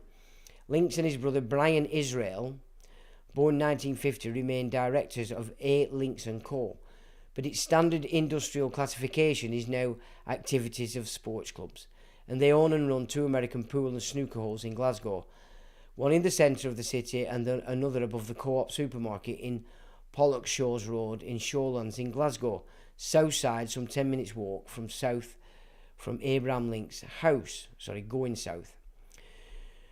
They also serve as directors of Reardon's New City, which runs those clubs. Also involved with these firms were the wives, Adelaine Corian Links and Melanie Sarah Links, nee Matleys. I note in passing that more than a decade I lived just minutes' walk from the Shorelands Co-op. Little did then I realise how close elements of the Zionist movement were to me. So Scottish people haven't really sussed this neither. You know, this is how cute they are. The Waltons. Isidore Walton, 1913-1979, patriarch of the Walton family, was a property developer and landlord. He was the son of Isaac Walton, who came to Scotland from Russia at the beginning of the 20th century and became a peddler in the Highlands, eventually becoming a property dealer. Isidore became a multimillionaire through a vast property portfolio and was the founder of the Scottish Metropolitan Property plc. He groomed his son David, born August 1943, to take over the property empire from a young age. As David recalled in 1990, in the school holidays he used to take me around when looking at properties. We went to call on local solicitors and he would end up by signing a piece of paper in some tea room or ice cream shop. According to his obituary in the Jewish Chronicle, June 29, 1979, Isidore was also a hardline Zionist and philanthropist, founding the Isidore and David Walton Trust, now the Walton Foundation, and securing influence at Glasgow and Strathclyde universities by endowing academic chairs in cardiology and economics. And there's his obituary. Justice of the Peace, oh God, yeah. Mentally handicapped. So he was honorary president of the home in addition to being president of the local Jewish Lads and Girls Brigade, honorary president of the Scottish branch of the Jewish Blind Society and of the Jewish Association for the Mentally Handicapped. He was appointed deputy treasurer of the Scottish Conservative Party. Munificence and enterprise were recognised in 1972 and he was appointed to CBE. He also served as Justice of the Peace and was a member of the Order of the Knights of St John of Jerusalem. In 1973, he was appointed a member of the Health Board for Glasgow. See, they've been getting into the health for a long time. Mental illness, all this shit, there they are. Dear man. He was a recipient of honorary degrees and even served on the court at the University of Strathclyde. In 1967, he became the deputy treasurer of the Scottish Conservative Party and was awarded the Commander of the Order of the British Empire, a CBE, in 1972. He served as honorary life president of the Glasgow Jewish Lads and Girls Brigade Zionist Youth Group, and his wife Lena was centrally involved in Jewish communal life, including supporting Zionist synagogues and helping to promote the Chabad Lubavitch sect, which has been criticised for its alleged involvement in genocide activities. So this is your Sabbatean Frankists. So this is who these people are. So although they look small in Scotland, what you're seeing is you've got America. America's been a playground where all the families, as they've moved across Europe, based themselves on the British Isles, have sent their subordinate lines over to America to make the money, and it gets sent back. Just like the mafia, Italian mafias, the Sicilian mafias, would use fronts all over the shore, the Holy See families. I mean, it wouldn't surprise me if all the Holy See families are puppets of this system, which is why they're being presented all over the shore and have been forever. And because you look at some of the faces, some of these Holy See family, and they don't look happy. They don't look like you'd expect them to look if they were the sort of the prime ruling families in this shit show. But they're powerful in their own might anyway, and obviously, if they are supposed to be the protectors of Christendom, they're shit. They're not good. They're not fit for purpose.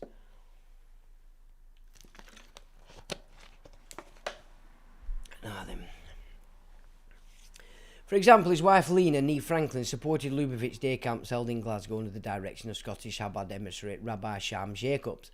The Jewish Chronicle, July 1971, reported that 9 Lubavitch leaders from London assisted in the project launched by Mrs. Isidore Walton.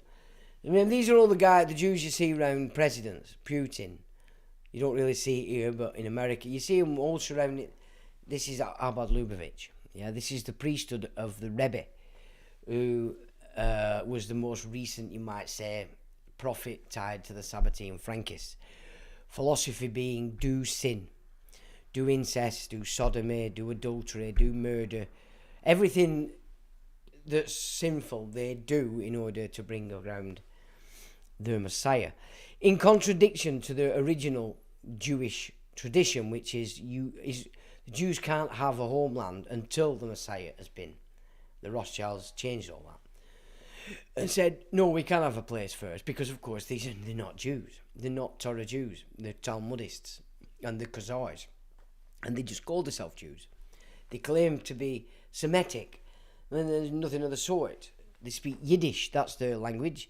If they speak Semitic languages, it's because they've learnt it. If I learn German, I'm no more German than a Frenchman. It's just I've learnt a language, you know. I'm not a German. I'm an Englishman that's learnt German, vice versa. But these people, like we've just looked at, you're not allowed to see Jews as equal, as anti-Semitic, even though they're not Semitic. So, and like I said, they're all structure, they're all philosophy, they're all tradition. If you actually analyse it, it's complete and utter bollocks. It's bollocks with a capital B. But if you're just not savvy, if you're running on emotion and belief, you're editing. You're not seeing the words that you're reading. You know, it's that same. So not only does that take place in law study, but it's also the same in religious study, and it's also the same when you're looking at these fruit bats and, you know, bigging themselves up. But like, these are the people in the background, aren't they? You're looking at all the fronts in America. They're the ones on the front seat, and the ones in Israel. When really this is where the seats of power are. These are the sorts of the dons, if you will, to all these lower branch families that they've got spread across the world. You know what I mean? It's ridiculous. David Walton was deeply involved in the family business from an early age, becoming a director at just 18 in 1964. And later serving as chairman and joint managing director from 1979 through at least 1986. After the death of his father, according to the Herald, though the number of properties within the portfolio has been reduced from 700 to 200, the value went up from 60 million in 1979 to over 300 million in 1989. And think about it, you know, I know we're used to trillions and billions and all these massive figures today, but you go back before 2008 and £1 million was just such a vast quantity of money because they didn't talk above it. Now we've been bedazzled with figures because they're printing it like it's, well, like it is, paper. Oh dear. So 300 million in 1989 was huge. It was huge. And that's only what they want you to see. That's what they've got in the public. Have you noticed how they just use trusts like you wouldn't believe? It's all, we're so thick in how we look at the, by design, you know, we're given a program at school. You will be a slave. You will think, I will be employed. I will do this, and I will live my life like a slave and miserable for the rest of my life. These people use money as an energy. They create trusts to hold the assets, but they don't actually own anything. That way, it can't be taken away from them. And also, you don't get to see what's actually happening with the money that's going in and out of these trusts, other than what they want you to see. After the death of his father, according to the Herald, I've done that. Sorry. At its peak, Scott Met's property portfolio spanned the length of Britain, with tenants including British Airways, Boots, Marks and Spencers, John Menzies, and the Great Universal Stores. This suggests that the Walton family maintained business ties with other prominent Zionists, linked families, including the Burtons, who owned the menswear chain Burtons, with the Marks, Sasha, and C families running Marks and Spencers, and the Wolfson family, who at that stage ran Great Universal Stores and today run Next PLC. David and his family continued Isadore's charitable work, including funding Zionist causes. Although Scottish charity trustees are not publicly named in annual reports, documents confirm that David, Carol, and their sons John and Michael serve as trustees. We know this because of a related party disclosure that the foundation owns 100% of the share capital of Lenmore Limited, a company whose directors are also trustees of the foundation. As of 2023, the company recorded shareholder assets of nearly 750,000. The Scottish Metropolitan Property plc, Chairman David Walton.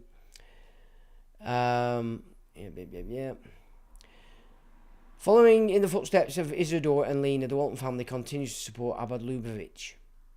The photo below shows them at a fundraiser for Abad to celebrate their 50th anniversary in Glasgow 2019. They were another 5 years later. In November 2024, the Gilfnock Synagogue Hall was filled with 170 people to celebrate 55 years of Lubavitch in Scotland and 18 years of El Sham's Kosher Catering. The Jewish Telegraph report went on to note the guests of honour were Glasgow's leading charitable benefactors, David and Carol Walton. You listen to the term benefactor, okay? David and Carol Walton, who were present with the menorah and floral arrangement.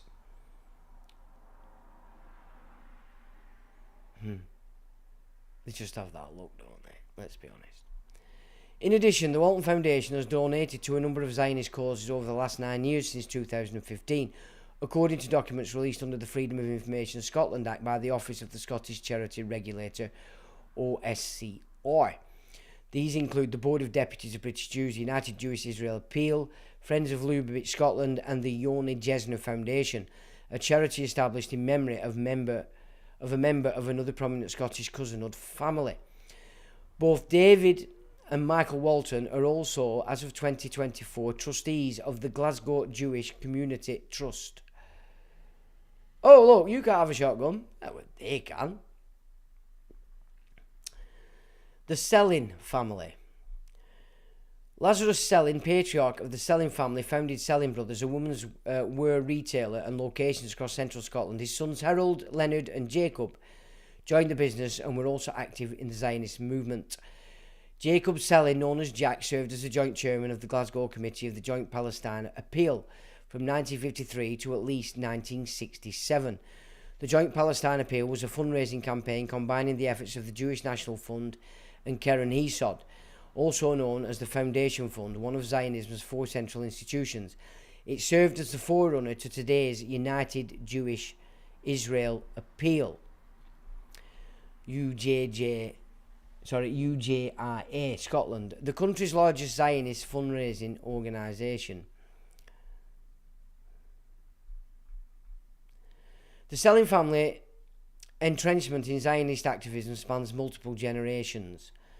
In 1929, an El Selin contributed to the Palestine Emergency Fund, a JNF and Jewish agency linked effort to accelerate Zionist colonisation in Palestine, listing 9 Princes Square, Glasgow as their address.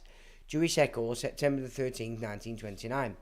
This was the home of the family patriarch Lazarus Selin. By the mid-20th century, all 3 Selin brothers were deeply embedded in a communal Zionist structures. Leonard served for years as chairman of the Jewish Old Age Home for Scotland, now called Newark Kerr. Jewish Chronicle, September 4th, 1959, February 28th, 1969. While Harold was co-chairman of the Glasgow Friends of the Hebrew University between 61 and 68, Zionist Yearbook 61 and 64, Jewish Chronicle, July 5th, 1968. Jack chaired the Glasgow Committee of the Joint Palestine Appeal from the 50s through to the late 60s. In 61, the sister Bernice served as honorary secretary of the Glasgow Younger JNF Commission, while her husband Lawrence Polly co-chaired the JNFL Fellow Group that same year, fellowship group. This pattern of familial commitment extended into the realm of sports and youth organisations. Several family members were active in Glasgow Maccabi, the Zionist sporting body. Jonathan Selin won man of the match as the British victory in the 1976 European Maccabi Nations Cup, while a young Georgina Selin won both silver and gold medals in tennis at the 2007 Maccabiah Games in Rome. Lawrence and Felicia Selin officiated at Glasgow Maccabi's 2015 prize-giving ceremony. Ray Selin, Jack's wife, was long involved in the Scottish Central Wizzo Group, Jewish Chronicle, blah blah blah. In 1985, Samantha Selin, chair of the Heriot Watt University Jewish Society in Edinburgh helped defeat an anti-Zionist campus motion. Jewish Chronicle, November 29th, 1985. Mark Selling continued the family's presence with Glasgow GNFF, appearing at fundraising events in the 2000s. Leonard's son Lawrence, a chartered accountant born in 1937, has been leading figure in the city's Zionist infrastructure for decades. In 2014, he was appointed to GJCT Braidbar, the company overseeing the disused Braidbury Quarry, which netted nearly $1 million for the Glasgow Jewish Community Trust to channel into Zionist projects. In the 1960s, he managed Per Properties, which operated until 2023. Both his first wife, Renee, and daughter, Samantha, also served as directors. In 2005, Lawrence married his second wife, Felicia Gilbert, born in 1939. Lawrence Selling was her second husband, too, having been previously married to Lawrence Lewis, part of the debt collection empire built by the Glasgow-based Lewis family, which will be discussed in a later article. Now, there is a later article, and what I'll do is I'll put it up underneath this video so you can, if this is of interest. And this is Mint Press News, by the way, that have put this together. Both Felicia and Lawrence Lewis were directly involved in those businesses, including the ominously named debt collection agency, the Scottish Bureau of Investigation, from which she resigned in 1994. So these are the PCIs pulling in the compound interest or usury that your aristocracy, governments and hoity-toits have been borrowing and put you up as collateral. Look at the state of that. Felicia is also active in Zionist organising, serving as chair of Scottish WISO Council. WISO is the Women's Institute Zionist Operation. The council coordinates the work of WISO groups in Scotland and provides a forum for discussion on all points pertaining to raising funds for projects for women and children in Israel. Although its activity has declined since its heyday, 3 WISO branches, Pollock, Shields, Newton, Mearns and Giffnock, have remained at least intermittently active in recent years. Lawrence Selling remains a key figure in Zionist organising, serving as trustee of Glasgow Jewish Community Trust, where he also held a position of secretary from 1989 to 2007. The Cousinhood of Scottish Zionism was established between 1880 and 1960. Most of the families that formed the original familial business and Zionist networks remain at the forefront of the Scottish Zionist movement today, including the Goldberg, Links, Walton and Selling families. Over time, the Cousinhood expanded its reach, reproducing its influence through a broader circle of the Scottish Jewish community. These additional families will be explored in future article. The contemporary relevance of this historical analysis is clear.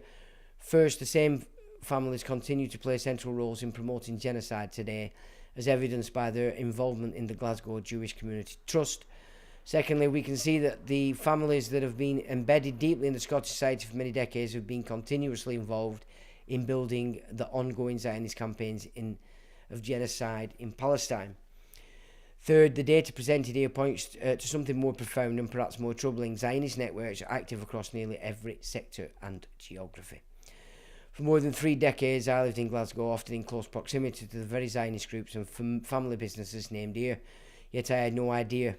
A clear conclusion, then, is that Zionist networks and organisations are embedded not just across the UK, but in many other countries as well. If we are serious about dismantling Zionism, we must begin by understanding and confronting this network far more thoroughly than we have to date. Without that understanding, we will never be able to hold the Zionist movement legally accountable. A necessary step to stop genocide in Palestine and to prevent it from ever happening again. And because, of course, Palestine is a blueprint for what they intend to do in every single country. You know, when you get into their lore, they're kicking it off in the West. But they're going, once they've got it established here, and they're doing it in the West first because the majority of the world is ignorant, and they still believe the West is responsible for the shit that's gone on in the world, the colonisation, when it's these people, and as they use a country. And so it's easier to get it set up in the West. Then it spreads everywhere. It's a new world order, ladies and gentlemen. There is no way you're going to get away from this shit. So there's a second one that we've got. I'll put that up with this one underneath this video. So, of course, if it interests you, this stuff, the data is there. Right, so let's have a look and catch up with you guys. AMG said, evening Sean, Stumpy, Janet, evening AMG. Ulick Sassoon to y'all. Yeah. AMG, I'm late again, but glad to be back. Evening AMG, no problem. They do it for the rush. Yar, says Lel Effects. My favourite subject. Pedram Man, family name Kazami Esfajani. Evening to you, sir. 2 questions. Would you please dedicate a Sunday Live to lawful proportional self-defence and defence of others in emergencies for free sovereign people, or refer to any previous such video? Well, there is a format, but it's not something that I would want to make public on these platforms, for the simple reason I don't want Johnny-come-latelys using it for their own ends. Now, in the private bedroom, I do help people by various means, and I will say that in the recent months, it does appear that we are we're heading in the right direction in relation to tying them up, which of course is just as good as not getting beat. So now we are having a conference in September. Of course, you being in Iran, I wouldn't expect you to come and join us, but you would be more than welcome if that's something you're in a position to do. And from that, we're going to form the very means of organising ourselves in a way in which we can actually not only protect ourselves, but protect others of like mind. But you're always welcome to communicate direct with me in the private bedroom, and I'll be more than happy to speak. We can do a Zoom if you like. I don't know whether you've got Zoom over there. I presume you do. But we can certainly do that. But as far as putting certain things public, I'm very careful what I actually do put public these days, because you don't know who's watching, unfortunately. So I hope that answers your question, my friend. Sean Anthony Musgrave asked for a pass out for tonight's show. Profiler X, divide at Empira, divide and conquer. Yep. Exemplare et moi. LFX, Fun Essa Ian's, Zionists. Interesting. Council Watchers, Liverpool and Cabby. You dudes in Dudes S of the Wise Asylum. Your dudes and Dudes. You're to you, Council Watchers, my good man. England, and welcome. Freemason as well, OFC, says Profiler. Brandon O'Connell exposed him in Australia. Brendan O'Connell. What's happened to him, by the way? I quite liked him. What has actually happened to Brendan O'Connell? Is he still about? Or what? Can you let me know there, Profiler? Because I haven't seen anything of him from probably a year. Goldberg's. Yep, he's laughing. Well, there you go. Pedram says, thank you for quoting Brendan O'Connell, the man. Sean, please consider inviting Brendan to a conversation. Well, I mean, we did sort of do a bit of chit-chatting on his thing a few years ago, but he's very hyped up, isn't he, Brendan? He's been in a lot of trouble, you know. He's done jail time, and I think he's just very careful. He also did, and he recognised. You see, this is another thing when you've been doing this for a while. Just by, one particular persona, just by connecting with somebody else can cause that other somebody else a lot of trouble. And Brendan was very aware of that, so I don't know whether that played a part. But is he still about? If he is, I may check him out again and see if we can have a chat. As long as he doesn't blow up my YouTube. Because, I know he got banned on YouTube. But yeah, he is a good lad, he's Brendan. I like him. He understands the enemy's game. He does indeed, yeah. More so than most, I would say. Do you have any contact info on Brendan? Said, thanks, Jeff. Right. Brendan O'Connell YouTube channel. Oh, so he's back on it. So he's still on it. Brilliant. Okay, I'll have to check him out. Maybe I just haven't been getting his... I think I was subscribed, and maybe I just don't get notifications anymore. I've left a message on his channel. Super duper. Thanks, mate. It's your own buffering as usual, but I have to tell you about my first job in retail. I worked for a men's tailoring called Cohen family. The son was also a magistrate judge and a chief rabbi of Eden. Thanks for that, Trina, and good evening, darling. Casting, darling, casting. You need to get into that casting process on your phone. LFX is not low. Good evening, Trina says mute profiler. They are using Antonio Gramsci's Long March Through the Institutions playbook, e.g. Keir Starmer. Yeah, you could be right there, absolutely. Michael Cohen on retirement. He's still alive, works at the cab Dunga Street, giving free legal advice. This family came from Russia before First World War, apparently, they told me. I also worked for the Astors, who own Tottenham Court Road, rival to Alan Sugar. And David Cameron, who's married to an Astor, and still is. You really should think about doing a spot on the Wide Sound Conference. You've got some experience to share with the inmate, says Jeff. Ooh. Hi, Jane. Okay. Work mainly for Jewish owners, and my landlords were to London. Funny how all those years I never knew the sinister game. One thing I did notice was they kept well back from us workers. Very secretive about the family history, yeah, and their gospel system. Ochmew, it would take a lot for me to pluck up the courage to speak about some of the stuff I experienced. The fact I'm still alive all these years later, I wake up every day in the country and count my blessings. To meet up with everyone the other week gave me such brilliant. LFX says not low. No, Walton. Well, we've still got 10 minutes left, so we're not too bad. But yeah, there is a second one, and I do have it up here. I mean, if you... Let's have a look. The second one, just a bit of a deeper dive, again, into certain families. Let's have a look. So this is the second piece. Here we go, who are these? Caledonian cousin, yeah, we've... So that's... a century-old network of elite Scottish families helped fund and organise Israel's Zionist movement from Glasgow to Jerusalem.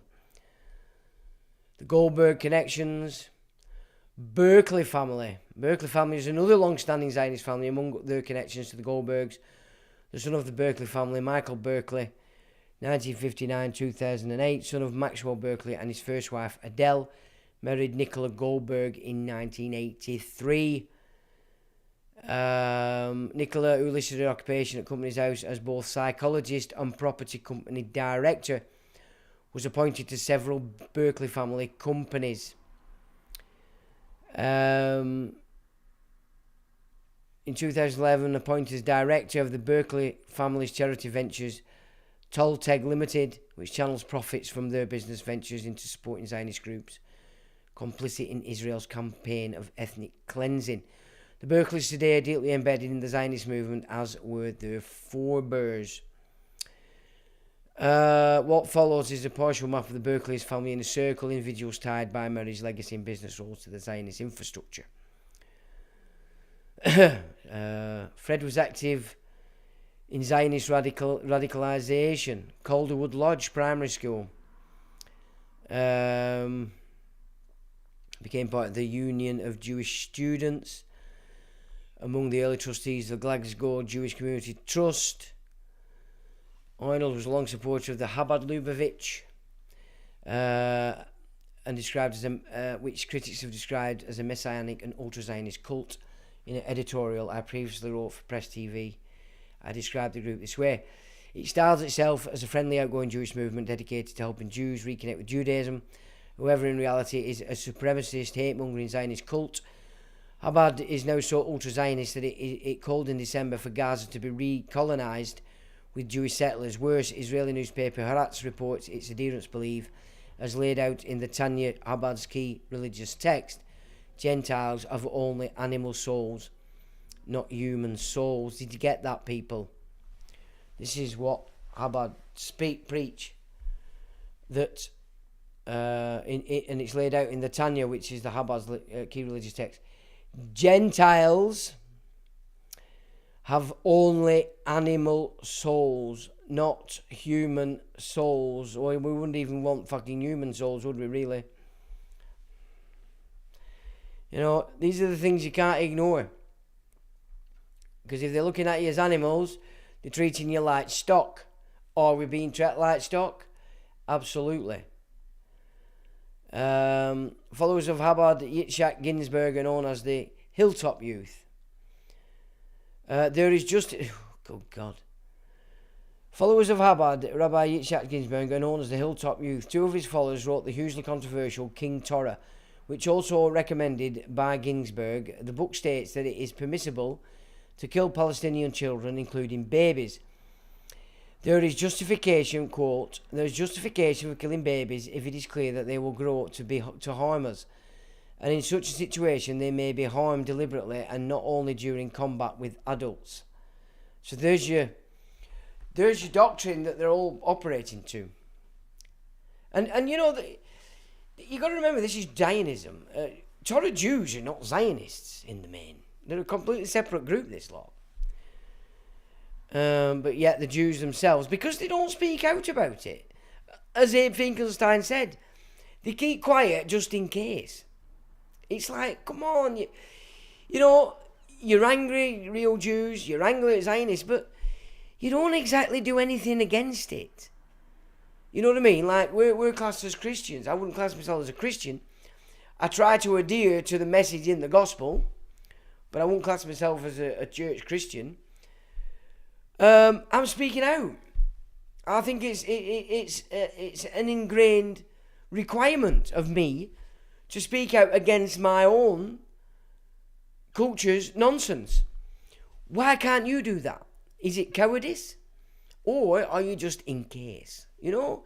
Because if it's just in case, then you know better than these Zionists. Gentile genocide, the Berkeley legacy. The Ognall family, Goldberg family is all connected by marriage several other notable Zionist families, including the Ognall family. In the early 20th century, Lazarus Ognall and Eri Ognall were important Zionist activists. Lazarus, a native of Petrograd, arrived in Glasgow around 1892, according to historian Ken Collins, and died at age 65 in 1917. Lieutenant Eri Ognall, who died in 1933 at age 50, founded the Glasgow branch of the Jewish Lads Brigade and was later appointed honorary vice president of the Glasgow Jewish Young Men's Institute in 1919, both Zionist organisations. Geoffrey Philip Ognall, what were he doing? He was in the business of debt collection. Ognall was unapologetic about his debt collection business, even describing it as a source of professional pride. Well, that's what usury collectors would do. He stated that he loved the challenge and responsibility of building up legal and trade, the company that was primarily family business for the business he calls collections. In 1971, Ognall married Sharon Esther Goldberg, a member of the Goldberg family in Eastwood and Mearns, Glasgow. Age 25. Later in life, Ognall had business connections with a wide range of Scottish Zionist families. Director of Glasgow Property Partnership LLP, Goldberg, Dover families, and the Ognalls. Look at that. Geoffrey Ognall. Honestly. What is going on in that head of theirs? Ognall is also a fervent Zionist and played a key role at the Glasgow Jewish Community Trust. He's pictured smiling right with another member of the cousinhood. There they are.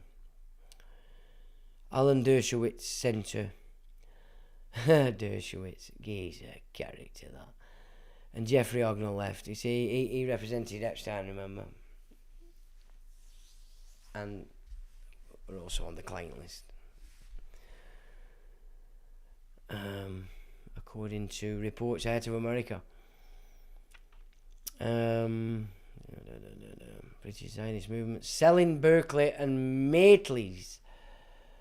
What are they into? Jesse Mendelsohn. Oh, Mandelson. Oh, have we got one of them running around in this current Jimmy Savile's vagina gig? A Sybil, a Esther, a Adele. Arnold, a dear friend and supporter of the Chabad Lubavitch cult in Glasgow. There they are, look.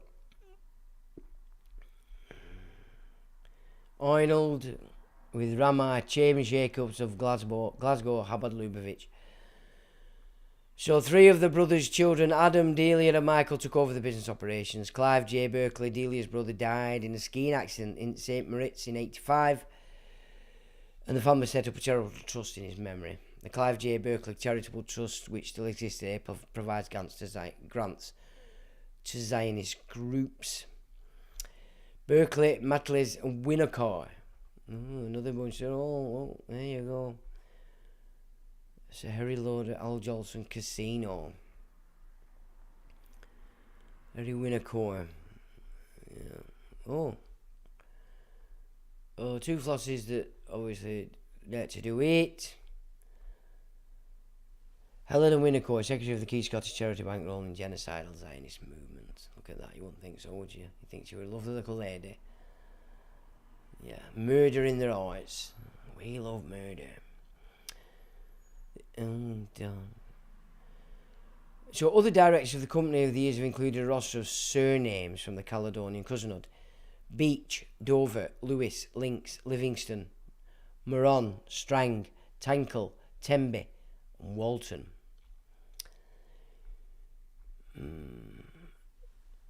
Naphtali Winnacar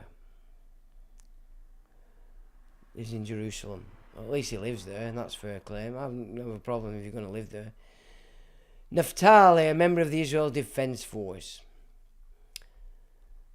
I stand with Israel forever, says Yale Winnacar. But now in Israel, which is fine if you're over there, that's fine. Other extended family members, David, free Zionist Jewish free school. Yeah, you can understand why they wanted the free schools. Toby Winnacar. The Jesner family. What are they into? Garage Tanton Road, blah blah blah blah. Gasoline distribution. Petrol offence. Naughty boy. Isaac Jesner, patriarch. A web of sibling children. Of J. Jesner and Sons. Jared Properties. According to a pillar of orthodoxy in Glasgow. He became a settler colonist in occupied Palestine. Businessman pledges to stand up for residents. There he is. David Jesner. Okay. More debt collectors, the Lewis family. Oh, look at that. There they are. We will shoot you.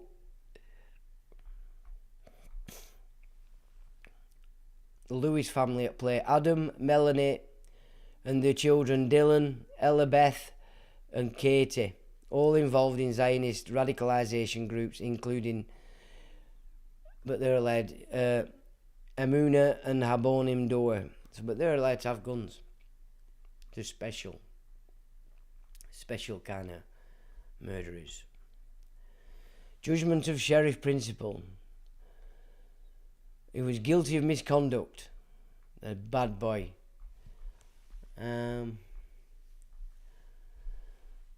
Lewis is still... Oh, look at that place. Together against anti-Semitism. But they're not even Semites. Yeah.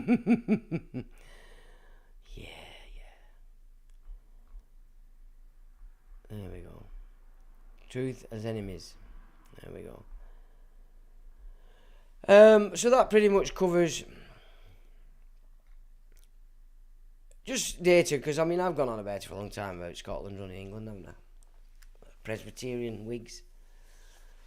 Well, it's not without a basis in fact, and there are the Johnny Come Latelys, busy today. Right, we'll finish off with what you guys are saying. Where are we? Yeah, you need to get onto that caste system, kid, and then you're not buffering, you'll be fine. Expose the enemy on YT. Oh, if he's still on a YT, that's not too bad. Maybe we could do something. Evening, Dawn. Or good morning, Dawn, rather. Did you catch Blackpilled last stream? No, I didn't. Low rent selling fellatio, selling Gilbert best. Let's not forget the 4th Earl of Rosslyn, Knights Templar Sinclair family, whose daughter Sophia married Rothschild. Surprise, surprise. He went off on the super narcissistic 4x2s. Are we talking about somebody else? He went off on the super narcissistic 4x2s. I don't know the channel. Earl of Rosslyn was at the Fiction King's Day. The Green Man invitation picture is above the Edinburgh National Library, with the motto in Latin and in English inscribed, "Let there be light." Let that be Lucifer. I'll take some pictures for the merit up at Roslyn Castle Chapel stuff. Nice one, Treen. Right, chaps and chapesses, thanks for joining. Thanks for taking part. Mods, thanks for modding. I hope that just again gives a bit of insight into why I've always been panning on about Scotland running England, and the reason we've got all this invasion, because they're working for the British Empire. Okay, so have a good week, and till the next time, if I can find it.